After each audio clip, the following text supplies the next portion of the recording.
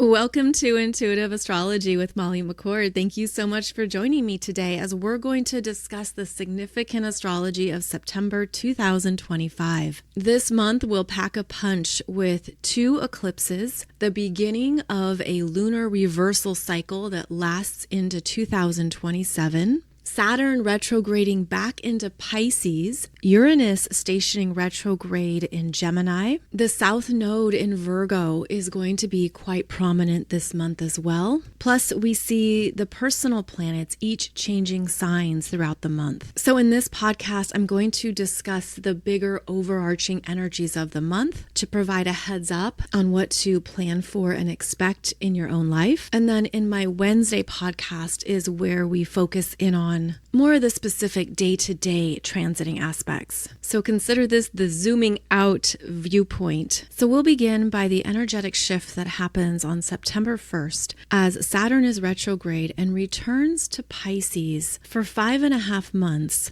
traveling back to 25 degrees of Pisces until November 27th. As Saturn moves from 0 degrees of Aries, a very important world point of creation, and re-enters the closing degrees of Pisces, we're meant to see with responsibility what we need to tend to and clear out. This brings up what is unfinished for you, including projects, tasks, commitments, and work agreements that you need to finish, even if it was put off and forgotten. As September begins, there could be a sense of something coming back around that you need to tend to, and it can't be postponed any longer. Saturn always requires our responsibility and showing up for what we need to put work and effort into. And this could bring up what was not completed or put on pause since May. May 2025 was when Saturn was last at 29 degrees of Pisces. And after the brief voyage into Aries, now there's a return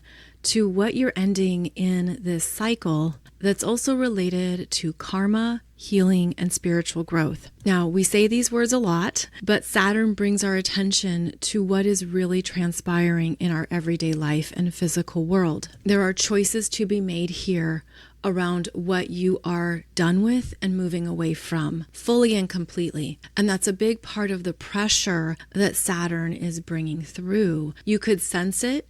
Perhaps you've needed a break from it. The Saturn and Pisces energy will not let you disassociate or escape out the side door. It's going to bring back around. This is what you said you would do. This was the agreement. This was the soul contract that you signed. So over the next 5.5 months, starting September 1st until February 14th, 2026, this Saturn and Pisces transit, you may have a renewed spiritual understanding of what you are facing, managing, and closing out. Saturn in Aries would have given you a sense of the new beginnings that are starting to take shape and take root for your next chapter. And this could be motivating and understanding this is what I'm going to finalize and where I'm going to also establish a practical routine to take care of what I've got to do. So Saturn brings in a grounded approach to help with any overwhelm or uncertainty that you might be moving through, especially in these last 5 degrees of Pisces. So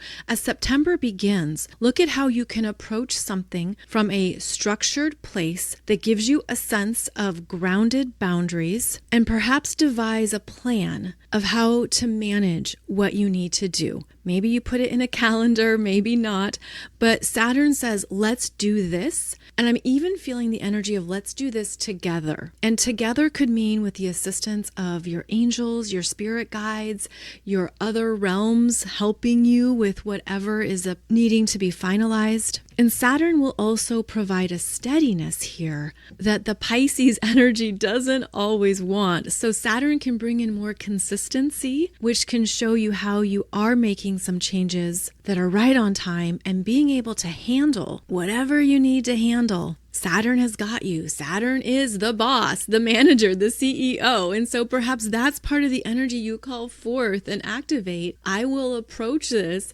as the CEO of my spiritual journey, and I will trust what I need to do and take care of in order to set myself free and move on to the next cycle. Now, I have done separate podcasts for you specifically on Saturn and Pisces. So it might help to revisit those if you need even more understanding of this re-entry back into Pisces. Now, right after Saturn retrogrades into Pisces, we're going to see Uranus station retrograde on September 6th, and this occurs in Gemini at 1 degree 28 minutes. So this is the first station retrograde in Gemini that Uranus experiences, and I think it's going to be extra eye-opening, potentially shocking, because Uranus is assigned with revolutionizing information and stories that we've been curious about, wondering about, wanting to know more. That Gemini energy is tell me more. What's the gossip? What's the behind the scenes news? What's going on? And Uranus is going to station retrograde here and create some shock waves in the collective that can be quite disruptive. Uranus loves that. Uranus loves a good shock wave, loves a good disruption. And this can show up through our collective systems, energy grids, technologies, cloud storage, databases, the bigger systems that connect multiple areas of an industry. What immediately comes to mind would be air travel and airlines and the various networks that are used to connect all the planes in the air at any one time. There can also be some issues with the energy grid when Uranus stations retrograde in Gemini. Even if these are only in localized areas and not, for example, a global or worldwide effect, there could be even more problems revealed around how the expansion of AI data centers are continuing to drastically consume more energy and more water than expected. And there could be some new revelations and publications around what is specifically happening that will affect consumers. And that is part of Gemini, is how the energies come into your everyday world, and they do affect what you experience in a day. And as I say all this, I'm getting the visual of some specific services being temporarily shut down in order to see what happens when, for example, this water treatment center is not fully operating. And now I'm also seeing that there are new sources of energy and power that are being tested and experimented with. And I think that's part of what's going on behind the scenes. So I'm feeling like in September, there's going to be tests to the collective energy grid that are going to be parts of ongoing experiments that are prioritizing what AI data centers need by pulling on energy and resources from other lesser used or lesser valued services. So yeah, I'm seeing a dam that obviously generates hydropower and hydroelectricity.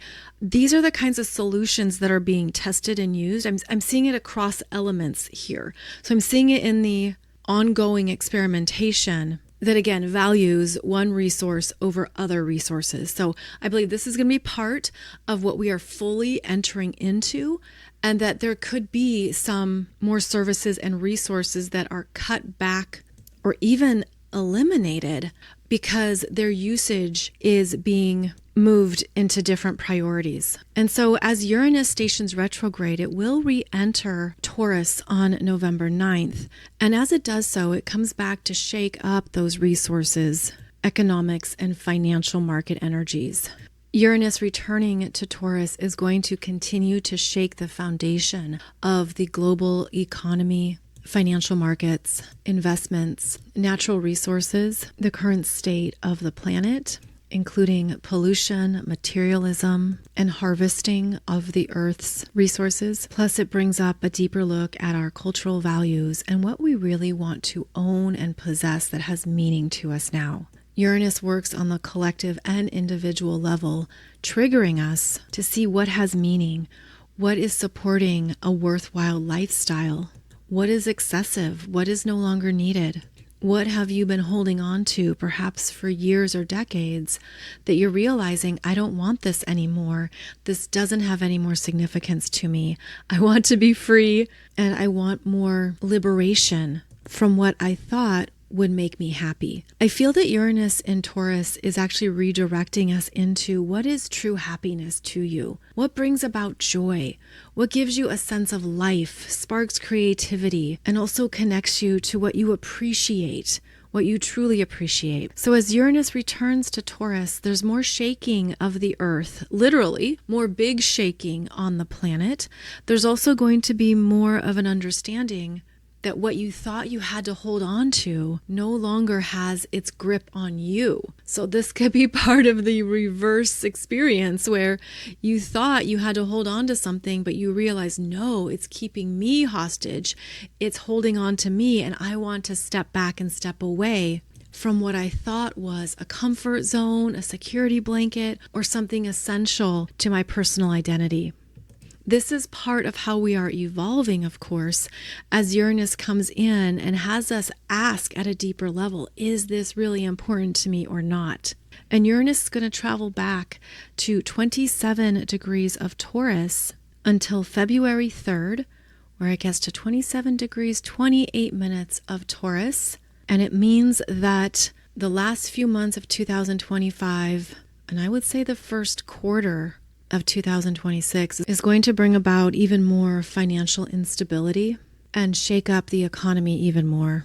This is the final pass of Uranus in Taurus from November 9th until April 26, 2026. So the next 5.5 months will be the final reckoning, if you will, of Uranus in Taurus, where it completes the job of renovating those Taurus values and ideals and is meant to change things up permanently. I do have separate podcasts for you discussing Uranus and Taurus if you would like to give those a listen. And I go into more of a deep dive of the intentionality behind Uranus and Taurus and what it's meant to free you from. So right away, we can see that September, the first week of September, is significant in how the energies are returning us to previous territory and bringing in what we need to address and how we're ready to manage it or handle it from a higher state of awareness. Now on September 7th, we have the Pisces Lunar Eclipse at 15 degrees of Pisces. This is the first lunar eclipse of 2 in September. And it's working with the North Node, which will be at 18 degrees of Pisces. So this is a lunar eclipse that's meant to emotionally guide you into a higher spiritual path that opens up more of what you're ready to trust at the highest level of your being. And this is about then releasing what no longer serves you and what no longer works for you. Now, I did a podcast for you just last week on this Pisces lunar eclipse, so I don't want to repeat myself here. Instead, I want to use this to go into more of what eclipse season is going to be guiding us through in September. So this eclipse is at 15 degrees of Pisces in your chart. The most important thing to identify is the house placement where you have 15 degrees of Pisces. This is where you are learning more about Pisces themes, expressions, and needs.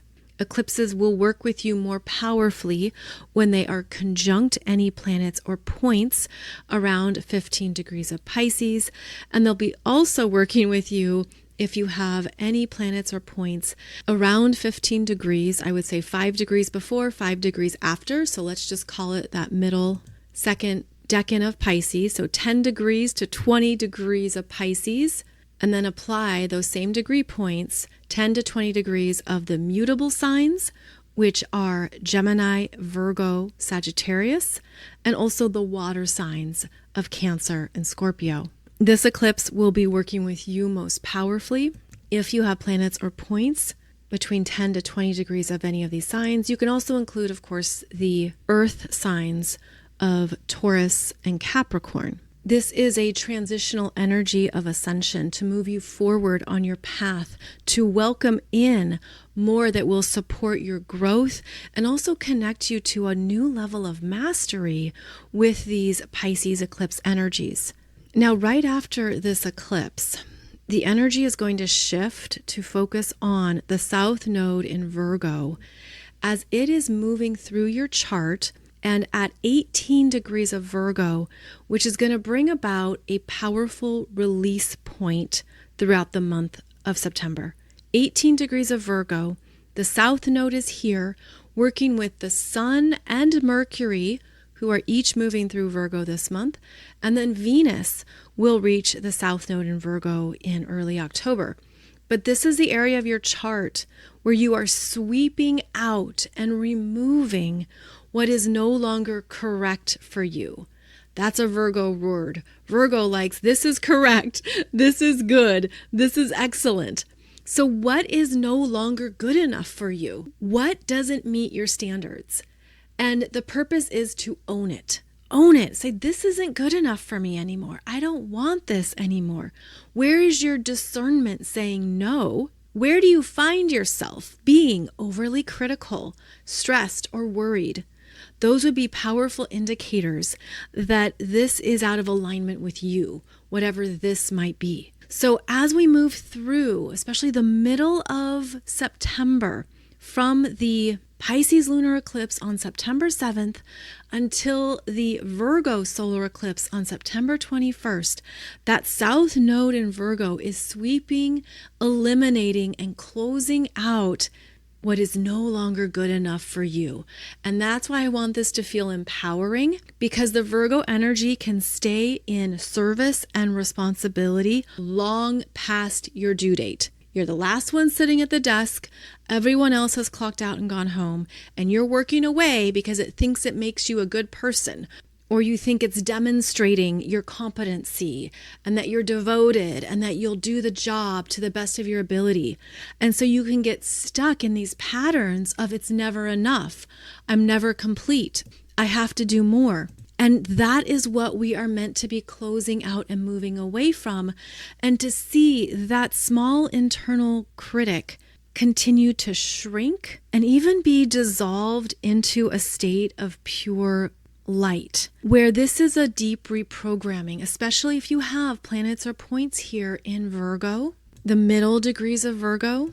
It's being very honest with yourself around what you keep churning through and working towards that feels like you never quite reach that carrot on a stick. It's always just out of reach to the point that it's exhausting you. And this September is about stopping that pattern or that habit, if this applies to you, and saying, no more. I'm not going to do this to myself. I'm not going to beat myself up, push myself to these extremes, or keep working to my own detriment. That North Node in Pisces is saying, let yourself off the hook. Let it go. You've done the best you can. It's okay to be free from this. And that's part of the karma closing out, because some of you, I'm getting the visual, some of you have overextended your karma. You're like, if I have to pay $10 towards this karma, here's 50. And the universe is saying, just stop. Just stop. We don't need more. You don't have to do more. Virgo is a very doing energy. And this is where the universe is saying, pull it back, rein it into yourself, give that extra $40 to you. Don't overpay others. Give it to you. Fortify who you are, what you need, and how loved and appreciated you are. And I'm feeling like for some of you, this Sun in Virgo journey is actually about calling in more personal rituals and loving ceremonies that support the truth of your skills, your intentions, and your gifts. And that is a Virgo quality, is how we bring in energy rituals and loving ceremonies that provide intentionality to our energy and our lives. And this might be a month when you are connected with more of those personal practices and daily devotions that can calm the nervous system, calm the busy body, and calm the mind. Because a calm Virgo presence is a powerful, beautiful thing. Whereas an overactive, overdoing, overproducing Virgo energy can be quite erratic and unsettled. So this is a calming influence here at looking at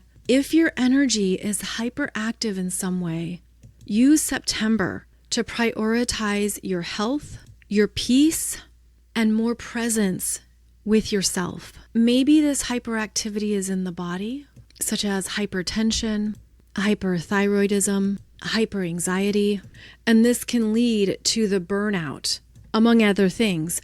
But I'm just seeing it from the energetic perspective that there's something here that needs to be calmed, soothed, and intentionally settled. So then we approach on September 21st, the Virgo Solar Eclipse at 29 degrees, 5 minutes of Virgo, exact at 3:54 p.m. Eastern Time.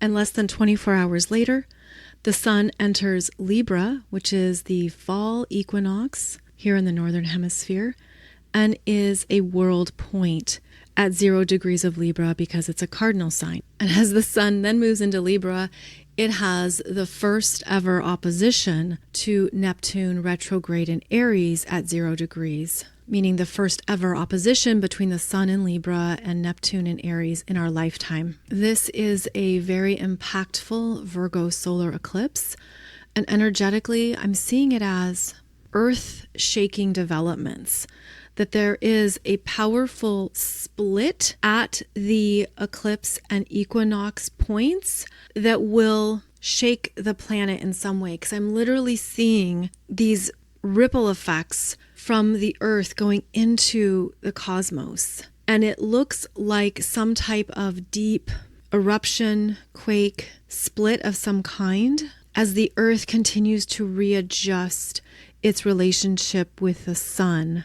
It also signifies September brings in more extreme weather developments and weather movements, which is part of Saturn returning into Pisces, especially the final degree of Pisces. So there's going to be earth-shaking weather developments here in September that can bring about some big changes on the Earth's surface, but it stems from the core. And again, I'm just seeing these ruptures. And I know the Earth has been very dynamic and very active. We've had a lot of solar activity as well over the past number of weeks and months.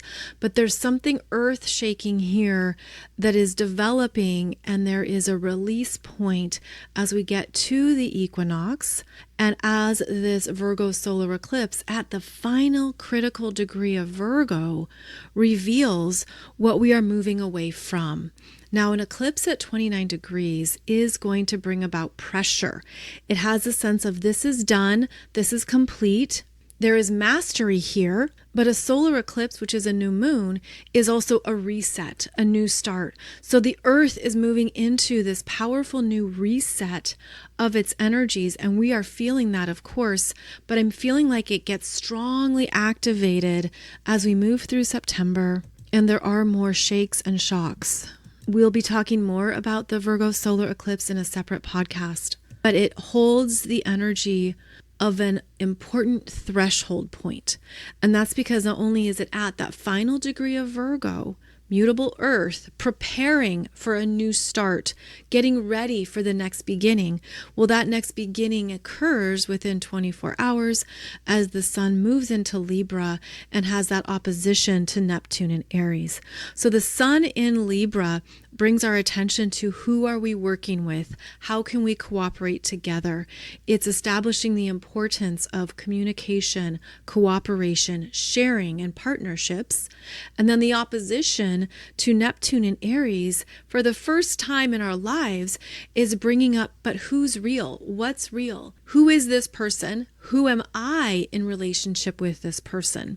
It can be hard to see things clearly. It can be hard to note if you're seeing them accurately, if they're seeing you accurately. And it also means that there's a lot more going on behind the scenes that is being recalibrated and reworked. There are partnerships that are going to fall through and not move forward. There are going to be truths revealed. If anyone has been propping up a facade or trying to appear a certain way that they really aren't, those energies are going to start to run dry. It's sort of like a mirror is held up, which is part of the sun in Libra, and there is more doubt about what has been stated, expressed, told, or created, especially from those who have very low vibrational intentions and are acting with malice. Again, these connections are going to fall apart and fall down. And then the connections that have a much higher vibration, that are definitely in the spiritual realms and have a multidimensional component to them, they gain strength. And there's more of this union energy here as the sun moves into Libra, where there is equal harmony that's created and even brought into current established working relationships, partnerships. Anywhere there's that equal one-on-one exchange, the sun in Libra is going to strengthen what is for the highest and best good of each person, while the Neptune in Aries opposition removes layers of false self. This also means that agreements and contracts will fall through. It is not a good time to be making any long-term decisions under this influence, because there will be things you don't see accurately until after the sun moves forward and moves away from that opposition to Neptune. In other words, there's more you need to know or understand about someone before signing on a dotted line. But there is going to be good news that follows, because after this opposition to Neptune, then the sun in Libra has an Air Grand Trine with Uranus retrograde in Gemini and Pluto retrograde in Aquarius. Now, this is the same Air Grand Trine configuration that we were talking about earlier in August when Mars was in Libra and had the same dance, where Mars opposed Saturn and Neptune in Aries and then had an Air Grand Trine with Uranus in Gemini and Pluto in Aquarius. Now here comes the sun making that same configuration, and the sun lights up what was discussed and being negotiated back in August. The sun can bring in a let's do it energy, which can be the second approach. So think of it as August was the first time of discussion, cooperation, figuring things out.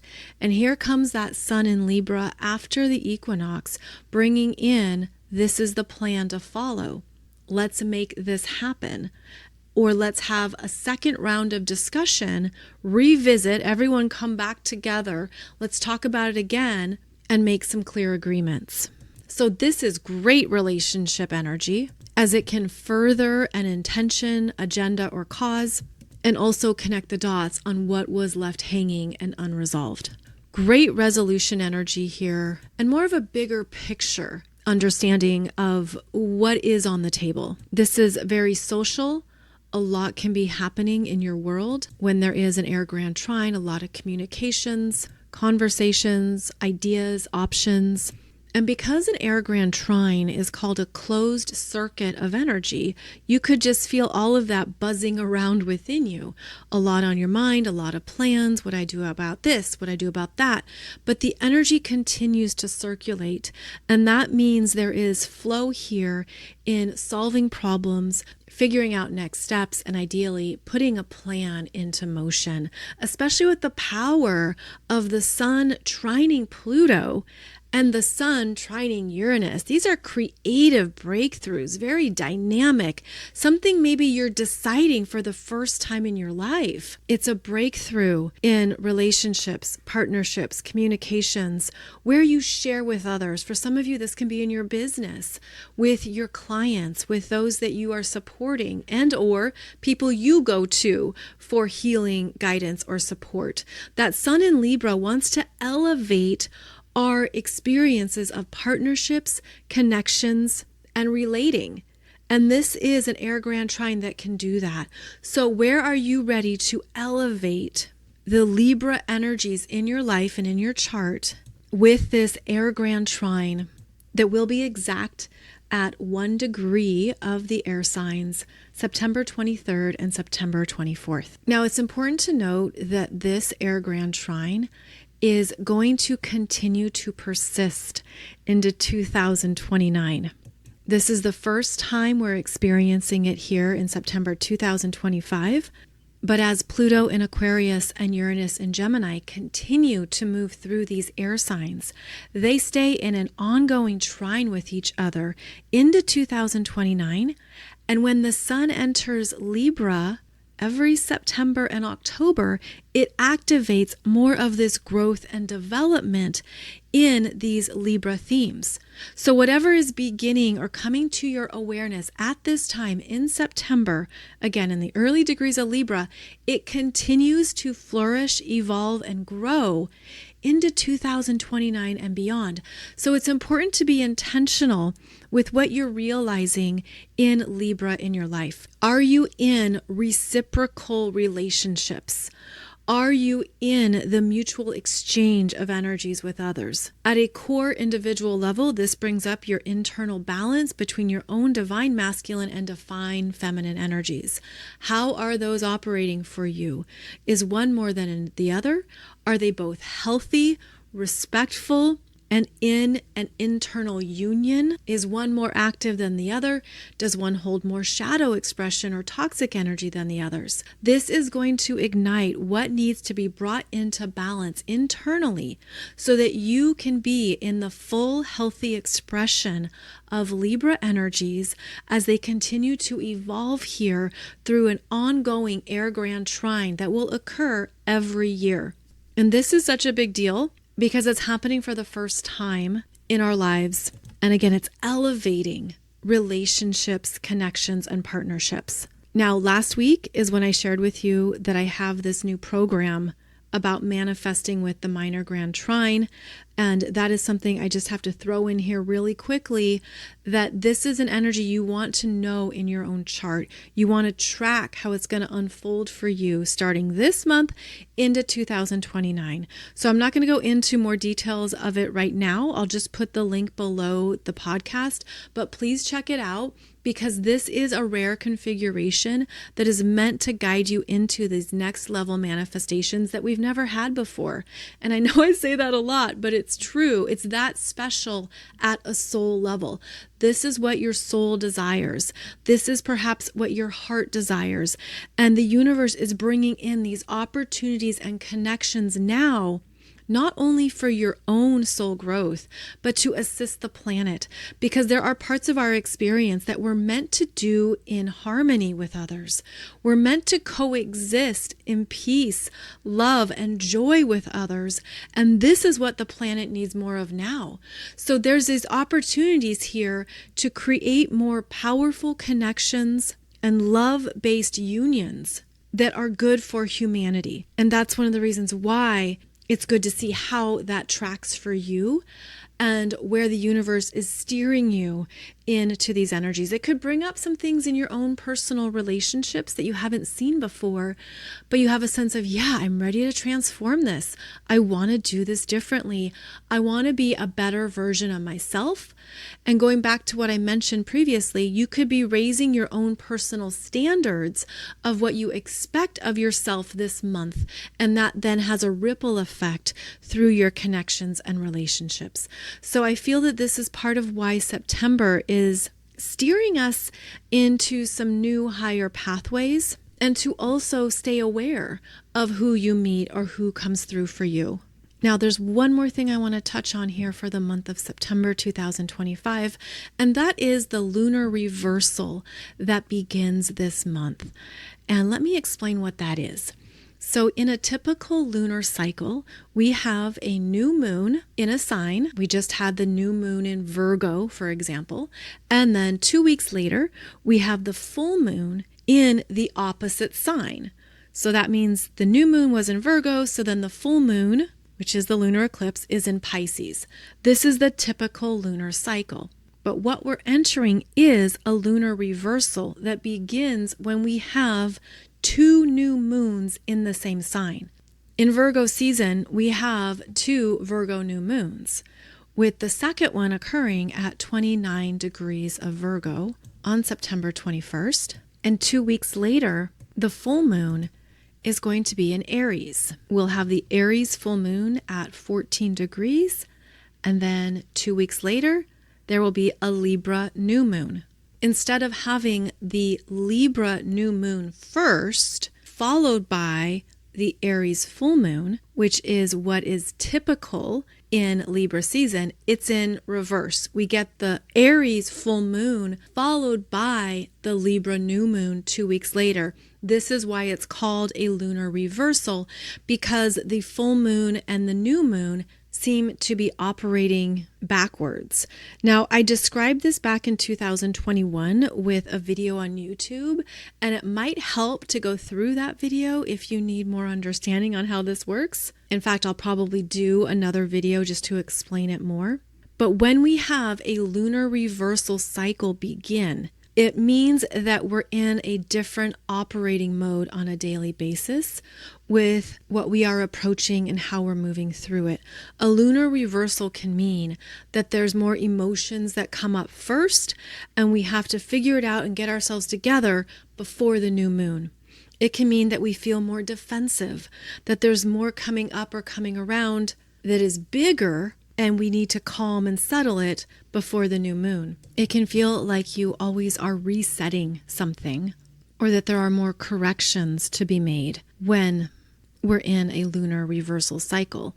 And so it begins here in September 2025, and it lasts until May 2027. The lunar reversal cycle tends to feel like a lack of flow, and that you personally need more downtime to reset, gather yourself together, and feel present in the moment and the current energies. So again, after this second Virgo new moon, which is that solar eclipse on September 21st, 2 weeks later is the Aries full moon, which will bring to your attention how you're personally feeling around these energies, what you now want to start versus what you have decided you're moving away from. Of course, that's in October, so we'll hold off on discussing that right now. We have enough in front of us here in September, and I hope this has given you a good heads up on the main energies of the month. Now, it is worth noting just really quickly that the personal planets are all changing signs here in September. We have a fast-moving Mercury that starts the month in Leo, moves through all of Virgo, and then ends the month in Libra. This is typical for the Mercury cycle after the retrograde. So fast-moving Mercury in September. Venus enters Virgo September 19th, and Mars enters Scorpio September 22nd. So see how there's a lot changing around the Libra equinox. The planets are moving into different gears, and I feel, again, there's going to be some big developments occurring around the Virgo Solar Eclipse and the Libra equinox. So I look forward to continuing that discussion with you as we move through the month of September. Please check out Manifesting with the Minor Grand Trine Energies. This is an annual program where I'm adding more content year by year to help you track what is unfolding in your chart. This program currently has special launch pricing that won't last for long, but it takes you into 2029 and shows you how the outer planets are going to be moving through your chart, how to manifest with each one. We discuss our journey from 1987 until now, the big astrology from 1987 to 2029, and plus more deep dive discussions on some of the bigger transiting planets and how they will be showing up in your chart. So please check that out. This is actually the program that I'm going to be focusing on for the next few years. Instead of doing the annual Soul Growth Astrology program, I'm condensing it all together because of how these outer planets are traveling together. So there won't be a 2026 Soul Growth Astrology program. Instead, I'm offering you this, which again is designed to guide you through these big years here into 2029. So hope to see you over in that program, and wishing you a beautiful start to September and eclipse season as our wild ascension journey continues to unfold. Thank you so much for joining me. Appreciate your time, presence, and energy as always. And I'll be back here every Wednesday and Monday for a new podcast episode. Take good care and see you back here soon.